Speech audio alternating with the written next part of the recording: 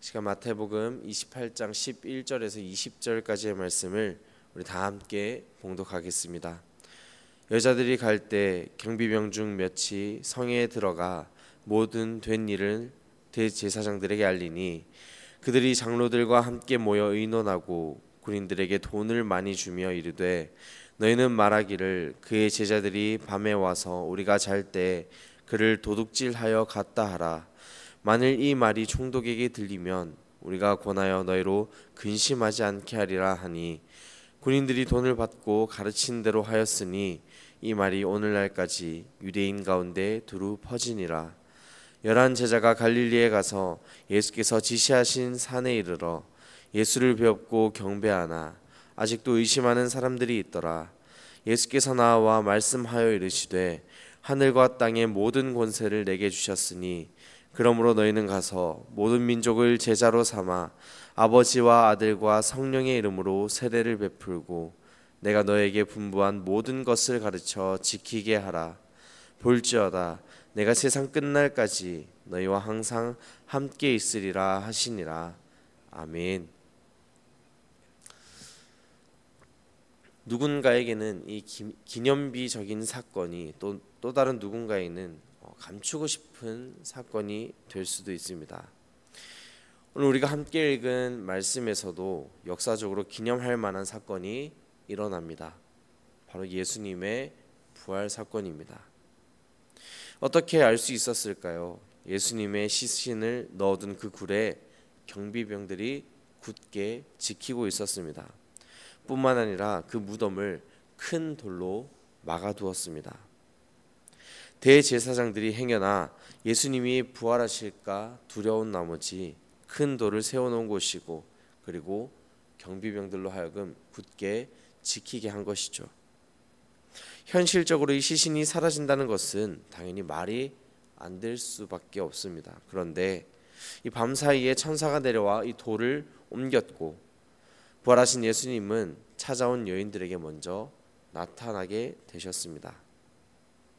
이를 알게 된 깜짝 놀란 경비병들은 대제사장들에게 다가가 이 사실을 고합니다. 그 말을 들은 대제사장들은 어땠나요? 그들은 예수님께서 진짜 부활하셨다는 사실을 스스로도 알고 있었습니다. 하지만 이미 그들은 선을 넘어버린 상태였습니다. 기적적인 사건이 일어났음에도 불구하고 그들은 이 사실을 감추기 위해 또 다른 거짓말로 꾸미기 시작합니다. 부활하신 예수님께서는 이들의 행색에 아랑곳하지 않으셨고 이내 제자들에게 나타나셨습니다. 여전히 예수님의 부활을 의심하는 몇몇의 제자들 앞에서 그들이 해야 할 일을 분부하시게 됩니다. 그 내용이 바로 19절과 20절의 말씀인데요. 우리 함께 19절과 20절 두 절의 말씀을 다시 한번 봉독하겠습니다. 그러므로 너희는 가서 모든 민족을 제자로 삼아 아버지와 아들과 성령의 이름으로 세례를 베풀고 내가 너에게 분부한 모든 것을 가르쳐 지키게 하라. 볼지어다 내가 세상 끝날까지 너희와 항상 함께 있으리라 하시니라. 아멘. 여전히 예수님 당신을 음해하려는 세력이 있었고 부활하신 사건을 감추고 왜곡시키려는 자들이 득실거렸지만 예수님은 제자들에게 나타나셨습니다. 그리고 이제부터 그들이 무엇을 해야 할지를 말씀해 주셨습니다. 너희는 가서 모든 민족을 제자로 삼아 아버지와 아들과 성령의 이름으로 세례를 베풀고 내가 너에게 분부한 모든 것을 가르쳐 지키게 하라. 이제 복음을 들고 모든 사람을 향해 나아가라는 이 예수님의 명령인 것입니다. 이렇게 제자들에게 나타나셔서 말씀하셨던 예수님의 명령은 그들에게만 국한된 것이 아닙니다. 오늘을 살아내고 있는 우리에게도 똑같은 명령으로 주어지게 됩니다. 그것은 바로 우리에게 주어진 삶을 통해 예수 그리스도의 복음을 전하는 사명인 것입니다. 예수님께서 말씀하신 지상 명령을 지켜나감에 있어서 우리에게 주어진 이 사명의 자세란 무엇일까요? 첫째로는 우리 안에 겸손함으로 나아가는 것을 가리킵니다. 공생의 사역 기간 동안 예수님께서 보여주신 모든 말씀과 이적과 모든 사역에는 바로 겸손이 묻어 있었습니다. 뿐만 아니라 성경은 우리가 어떤 때이든지 겸손해야 할 것을 강조하고 있습니다. 그래서 예수님의 명령을 실천하기 위해 가장 먼저 우리는 겸손함을 겸비해야 한다는 것입니다. 두 번째로는 복음을 전하는 우리에게 긍휼한 마음이 필요하다는 것입니다. 주님 안에서 우리는 모두 불쌍한 자들입니다. 연민을 필요로 하고 위로의 대상일 수밖에 없습니다. 세상의 수많은 상처를 안고 살아가는 연약한 인간이기 때문입니다. 그러한 우리를 예수님께서는 불쌍히 그리고 긍휼하게 여겨주셨고 우리 죄를 대신해서 십자가에 달려 화목제물이 되어주신 것입니다. 내 스스로가 이 죄의 문제를 해결할 수 없었기 때문에 하나님 아버지의 긍휼하신 손길로 독생자이신 예수 그리스도를 통해 우리 가운데 모든 죄 사함이 이루어졌다는 것입니다.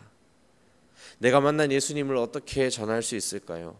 주님이 나를 불쌍히 여겨주신 것처럼 긍휼히 여겨주신 것처럼 나 또한 그 하나님의 사랑을 힘입어 이웃을 향한 사랑으로 이웃을 향한 긍휼의 손길로 나타날 수 있어야 한다는 것입니다.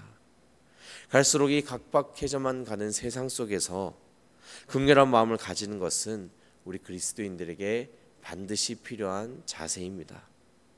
마지막 세 번째로 복음을 전할 수 있는 담대함이 우리에게 필요한 줄로 믿습니다. 내가 안전하게만 여겼던 그 안전지대를 벗어나야 합니다. 낯설고 다양한 상황과 문화를 끊임없이 우리는 마주하면서 살아냅니다. 그 가운데 예수님의 복음을 전파하고 마음이 상한 자를 돕고 절망에 빠진 사람들에게 예수 그리스도의 희망의 메시지를 전할 수 있어야 한다는 것입니다.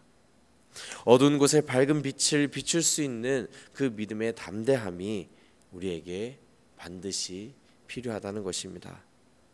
무엇보다도 내 육신의 이 담대함을 믿으며 나아가는 것이 아니라 아버지 하나님의 능력만을 의지하면서 그 인도하심을 믿고 겸손한 자세로 담대하게 나아갈 수 있어야 한다는 것입니다. 우리에게 주어진 상황은 오늘을 지나서도 늘 무모해 보이고 해답을 찾아가기란 결코 쉽지 않을 것입니다. 우리가 주님을 의지하는 마음으로 담대하게 나아갈 때 하나님께서 반드시 우리 가운데 복음의 역사를 써내려 가주실 것입니다. 사랑하는 성도 여러분, 예수님이 분부하신 오늘의 말씀은 해도 되고 안 해도 되는 그런 선택사항이 아닙니다. 그것은 우리에게 주어진 거룩한 명령이자 우리가 반드시 이루며 나아가야 할 사명의 자세인 줄로 믿습니다. 그 주님의 부르심에 순종하며 나아갈 때 주님께서는 반드시 우리 가운데 선한 길을 예비해 두실 것입니다. 볼지어다 내가 세상 끝날까지 너희와 항상 함께 있으리라. 이 세상 끝날까지 함께 하시겠다는 그 주님의 약속을 오늘도 우리가 굳게 믿고 주어진 삶 속에서 우리에게 맡겨진 그 복음을 전하는 사명을 굳게 들고 담대하게 나아가는 우리 모든 성도님의 삶 되시기를 간절히 축원합니다. 기도하겠습니다.